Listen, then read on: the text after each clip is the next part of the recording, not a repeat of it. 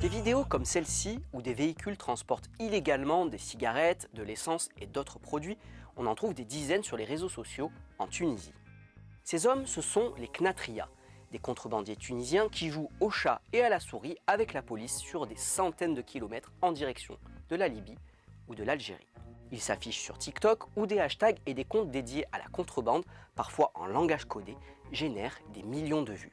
Liasses de billets, cascades, courses-poursuites à grande vitesse, ces images sensationnalistes glorifient le quotidien des trafiquants.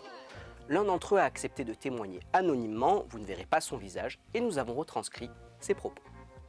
Entrer dans ce domaine est plus difficile qu'on ne le croit. Je n'ai pas fini mes études au lycée. Un membre de ma famille travaillait déjà dans la contrebande. Et c'est lui qui m'a mis dans le bain. La contrebande m'a sauvé du chômage. Je devais travailler et gagner ma vie. Sinon, comment est-ce que je pourrais soutenir ma famille?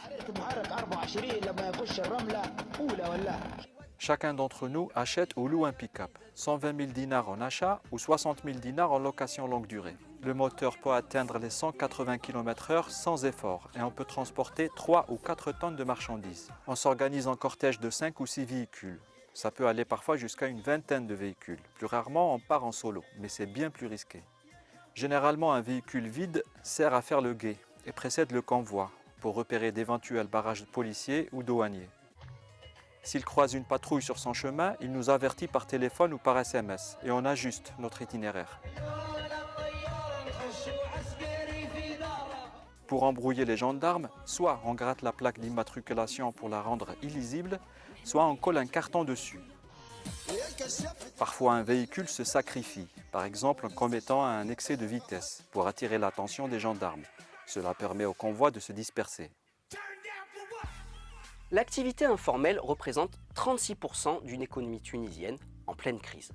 Elle génère un chiffre d'affaires équivalent à 1,9 milliard d'euros. Le chômage qui touche fortement les jeunes et les pénuries répétées de produits de base encouragent la contrebande. Autre facteur qui favorise le trafic, en Algérie et en Libye, deux pays producteurs de pétrole, l'essence est bien moins chère. Le pays connaît régulièrement des pénuries de carburant. Ça nous permet de prendre le relais des stations-service. Le carburant est une valeur sûre, mais son prix fluctue. Parfois, ça peut se vendre à 55 dinars le bidon, parfois moins. Quand c'est le cas, on charge le pick-up avec une cinquantaine ou une soixantaine de bidons, au lieu de la vingtaine habituelle. Mais il faut alors être très prudent, savoir choisir son itinéraire et rouler très vite. Si la douane découvre la grosse quantité de carburant dans le véhicule, elle le confisque avec le reste de la marchandise. On doit payer une amende avec ça. On choisit sa marchandise selon les besoins immédiats. Une seule sortie ne suffit pas à nourrir ma famille plus de 3 jours. Donc je reprends fréquemment la route. Des trafiquants sont régulièrement abattus par les services de douane et les accidents de la route sont fréquents. Depuis 2008, au moins 150 personnes sont mortes en lien avec ce type de trafic, victimes d'explosions de véhicules ou de dépôts illégaux de carburant. Il arrive qu'un pneu éclate en route et qu'on ait un accident en transportant la marchandise. On appelle alors un collègue et on transfère les bidons dans son pick-up.